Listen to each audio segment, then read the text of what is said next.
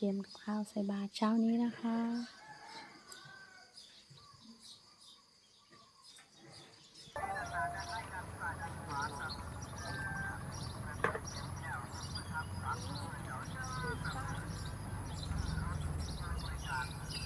ครับสวัสดีพี่น้องชาวบ้านสระสีทั้งสองหมู่นะครับเนาะเป็นมื้อเสาร์ของวันอังคารที่20พฤษภาคมพ.ศ. 2568สายวันนี้ขออนุญาตประชาสัมพันธ์เพื่อข่าวกับพี่น้องทั้งสองหมู่ได้รับฟังรับทราบนะครับเนาะเรื่องแรกก็คือผมได้รับเชิญจากผู้อำนวยการโรงเรียนบ้านสระศรีคือท่านพอกิติพงศ์บุญพานะครับเราประชุมวันนี้ขอเชิญผู้ปกครองนักเรียนโรงเรียนบ้านสระศรีนะครับเราเข้าร่วมประชุมที่ครอบครัวนะครับว่าหรือว่าอาคารหอประชุมของโรงเรียนบ้านสระศรีเข้าในเวลา8:30 น.นะครับเนาะขอเรียนเชิญผู้ปกครองนักเรียนโรงเรียนบ้านสระศรีทุกคนนะครับเนาะเขาเรียกประชุมเพื่อรับฟังการชี้แจงจากคณะผู้ครูนะครับน้องแล้วเราขอเรียนเชิญนะครับเรื่องของวันนี้ทางผู้อำนวยการโรงเรียนบางกระสีมันเพื่อมานะครับน้องขอเรียนเชิญผู้ปกครองนักเรียนทุกคนนะครับน้องทุกคนว่าจะเป็นชั้นอนุบาลตอนนี้อยู่ป .6 นะครับน้องเมื่อประชุมที่โรงเรียนบ้านกระสีเฮาในเวลา8:30 น.เป็นต้นไปนะครับน้องแต่เราขอความร่วมมือกับพี่น้องผู้ปกครองนักเรียนบ้านสระศรีทุกคนนะครับโดยวันนี้ทางท่านพอท่านนักท่านนะครับน้องผู้ปกครองนักเรียนขอให้ผู้ปกครองทุกคนมีความสุขอิชิตังปัจจิตังตุมหังคิปะเมวะสมิจฉา ขอพระคุณโรงเรียนบ้านสระศรีนะครับในเวลา8:30 น.เป็นต้นไปในพรุ่งนี้นะครับในวันอังคารที่20นะครับตามที่แจ้งมาพิวาทนาสีรัสนิจังวุธาปจายโนจัตตาขออนุญาตครับต่อไปก็คือครับกบก.นะครับที่เราผู้ใดที่มีการที่ดินเป็นกบก.นะครับจะขอให้อาดีไปคอยตั้งไว้เป็นมือเป็นผู้ผู้ใดที่ให้เป็นมือเลี้ยงขอผู้เป็นผู้นะครับเนาะแต่คือประมาณต้นเดือนหน้าทางเจ้าหน้าที่กบก.เขาจะมารับเลี้ยงขอยื่น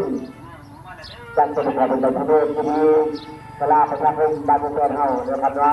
จะเป็นผู้ใดในวันข้างหน้าในเดือนหน้านะครับเนาะผู้ในบ้านนี้ผมไม่ได้ประกาศรับเจ้าหน้าที่คนใดขอให้เขามารับเลี้ยงดูเวลาประชาชนบ้านเมืองเฮานะครับเนาะเราจะตั้งใจ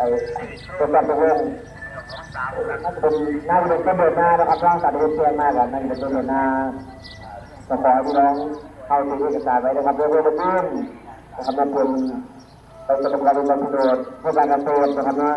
แต่เพื่อให้เป็นไปผู้อาศัยแบบไอ้บางคนส่วนเรานะครับแต่ละคนก็เป็นผู้อาศัยนะครับประกาศเป็นรัฐสำหรับว่าเป็นผู้อาศัยเนี่ยบอกว่าเป็นไปที่โน่นใดนะครับเนาะเขียนได้ถือว่าผู้ทำไปกระทำการไปสอบประกอบการเกษตรเท่านั้นนะครับเนาะที่จะเป็นใบที่โน่นใดที่ว่านี่คือสำหรับผู้ขายเช่นนี้นะครับเนาะขอให้เป็นผู้ที่สำนักงานประพฤติดีจังหวัดสกลนครเท่านั้นนะครับเนาะบอกว่ามัน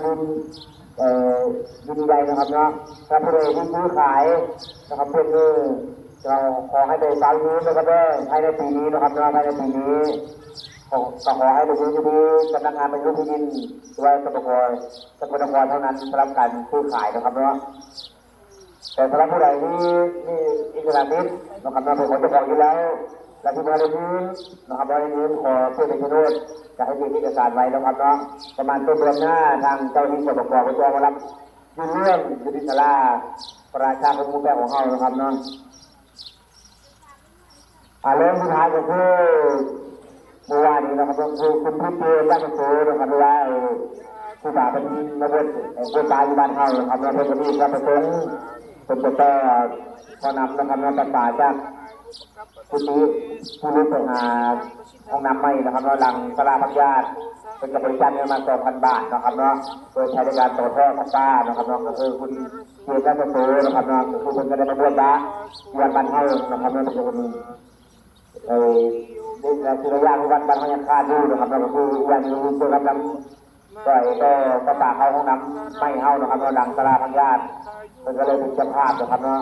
เพื่อนกับบริจาคปัจจัยมา2,000 บาทสำหรับคุณที่เทียมรัตโตนะครับเราขอสาธุบุญกับเพื่อนนำนะครับนะไอ้อย่างนี้ก็คือนะครับเราเป็นประชาชนนะครับเนาะอย่างนี้นะ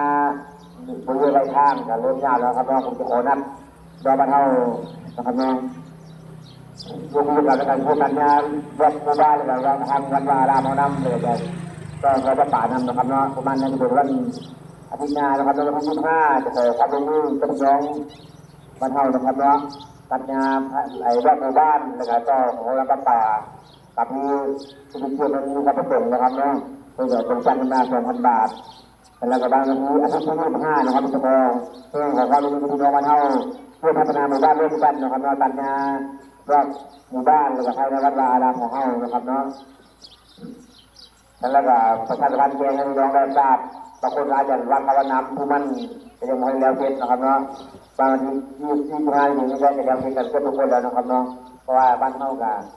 เป็นที่หน้าบ้านห้องหลายแล้วนะครับเนาะเอาครับตอนนี้จะเริ่มมาประชาสัมพันธ์ให้พี่น้องรับฟังกันสั้น3 โมงนะครับแล้วเรื่องก็คือวันนี้นะครับเนาะผู้อำนวยการโรงเรียนบ้านสระศรีขอเรียนเชิญ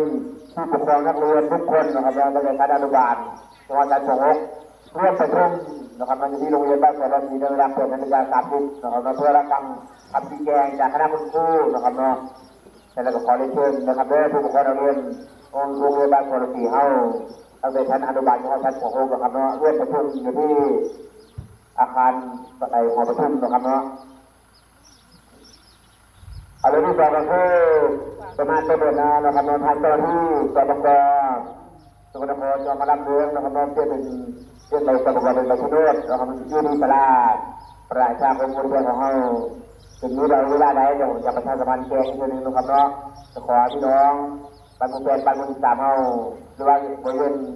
ใกล้เคียงนะครับหมู่บ้านใกล้เคียงนี้เกิดประชาสัมพันธ์นะครับเนาะจะให้มีเอกสารไว้นะครับเด้อ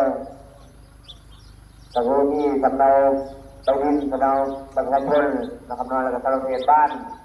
นะครับเนาะแต่ถ้าผู้ใดที่จะไปยื่นเพื่อรูปนะครับเราให้มีการเพื่อรวมการลงใจนำเลยครับเรื่องวันเนาะแต่บางคนก็รู้ไอ้งานตามในวัดนะครับเราก็เข้าใจอยู่นะครับเนาะไอ้กับอำเภอพ่อแม่มาเรื่องกันให้มีการเชื่อมโยงวัดความสัมพันธ์ เราพระวัดบ้านนะคะ ก็คือขอว่าเรื่องนี้จะมีการเอาเพื่อพัฒนาเรื่องพัฒนาหมู่บ้านนะครับเพื่อตัดงานบริเวณไหลทางหรือวัดวาอารามเฮานะครับนอนแล้วก็ต้นกระบอกฟ้าไปสู่ห้องน้ำใหม่ก็คือมีผู้บริจาคปัจจัยมา 2,000 บาทกับผู้ที่เขียนหน้าสุดนะครับเนาะขอสาธุบุญกับเงินอาจารย์ครับวันนี้จะขออนุญาตยุติการประชาสัมพันธ์ไว้แต่เพียงเท่านี้สวัสดีครับ แล้วนะคะเราพระวัดบ้าน